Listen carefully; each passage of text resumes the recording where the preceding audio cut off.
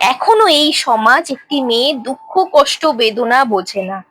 এখনো এই সমাজ চায় মেয়েরা সবকিছু মুখ বুজে সহ্য করে তাদের নিজেদের রাগ জেদ অভিমান লুকিয়ে রেখে চুপ করে থাকবে।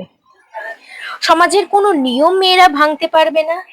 বারে বারে তাদের নিজেদের ইচ্ছা বিসর্জন দিতে হবে তাদের। হাঁপিয়ে গেলেও তারা থামতে পারবে না। মেয়েদের পায়ে পায়ে দোষ, তাই না?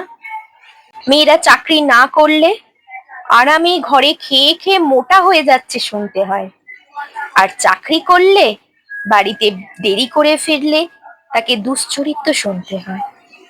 কোথায় যাবে সে?